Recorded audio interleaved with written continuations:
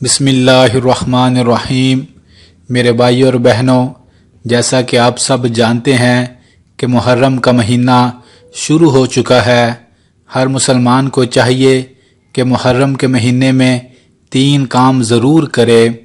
پہلا کام، ہر مسلمان کو چاہیے کہ محرم کے مہینے میں ہر قسم کا گناہ چھوڑ دے۔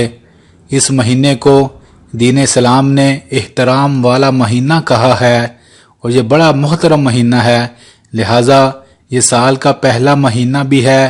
ہمیں چاہیے کہ اپنے نئے سال کا آغاز ہر قسم کے گناہ کو چھوڑ کر کریں۔ اگر آپ اس مہینے میں پوری کوشش کریں گے اپنے گناہوں کو چھوڑنے کی تو انشاءاللہ آپ دیکھیں گے آنے والا پورا سال آپ ہر قسم کے گناہ سے بھی بچ جائیں گے۔ اور دوسرا کام، ہر مسلمان کو یہ کرنا چاہیے کہ اس مہینے میں کثرت کے ساتھ روزے رکھنے چاہیے۔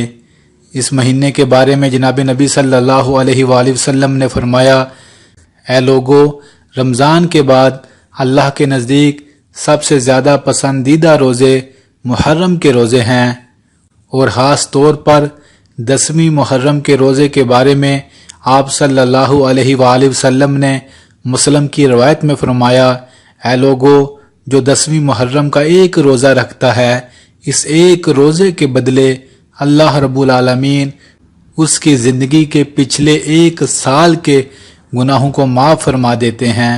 سبحان اللہ۔ تو کوشش کرنی چاہیے کہ کم از کم 9ویں اور 10ویں محرم کا روزہ ضرور رکھیں۔ اور تیسرا کام، محرم کے مہینے میں ہر مسلمان کو یہ کرنا چاہیے کہ اسے چاہیے کہ وہ کثرت کے ساتھ استغفار پڑھے، اپنے گناہوں سے معافی مانگے، سوچے کہ یہ سال کا پہلا مہینہ شروع ہو چکا ہے اور میری زندگی سے ایک اور سال گزر چکا ہے، اور میں ہر گزرتے لمحے کے ساتھ اپنی موت اور اپنی قبر کے نزدیک ہوتا جا رہا ہوں۔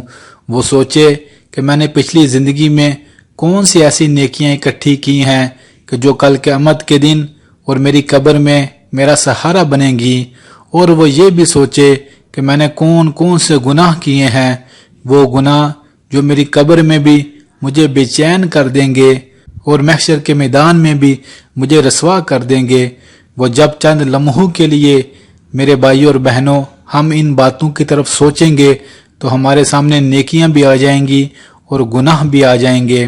پھر اس کے بعد ہر بندے کو چاہیے وہ سچے دل سے توبہ کرے اور اپنی آخرت کی تیاری کرے، اور زیادہ سے زیادہ گزرتے لمحوں کے ساتھ ساتھ اپنے لیے نیکی کا سامان جمع کر لے، تاکہ کل اندھیری قبر میں جب وہ تنہا ہوگا تو یہ نیکیاں اس کے کام آئیں گی۔ تو تیسرا کام ہر مسلمان کو یہ کرنا چاہیے کہ وہ اپنی زندگی کو دیکھے جو گزر چکی ہے، اس پر اپنے گناہوں سے معافی مانگے، اور ہر نیکی کے کام کو کبھی نہ چھوڑے، بلکہ نیکیاں کر کر کے اپنے نامہ اعمال میں محفوظ کرتا رہے، اور یہ سوچے کہ انشاءاللہ کل قبر میں اور محشر کے میدان میں یہ نیکی بھی میرے کام آئے گی۔ تو یہ 3 کام ہیں میرے بھائی اور بہنوں، ہر مسلمان کو چاہیے کہ محرم کے مہینے میں یہ 3 کام ضرور کرے۔ ایک ہر قسم کے گناہ کو محرم کے احترام میں چھوڑ دے، دوسرا جتنے ہو سکے روزے رکھے، اور تیسرا یہ سوچے کہ ایک اور سال گزر گیا زندگی سے اور میں نے کیا جمع کیا، اور آخرت کی تیاری کرے۔ انشاءاللہ جو مسلمان یہ 3 کام کرے گا، آنے والی زندگی میں انشاءاللہ وہ برائیوں سے بچتا جائے گا اور نیکیوں کی طرف بڑھتا جائے گا۔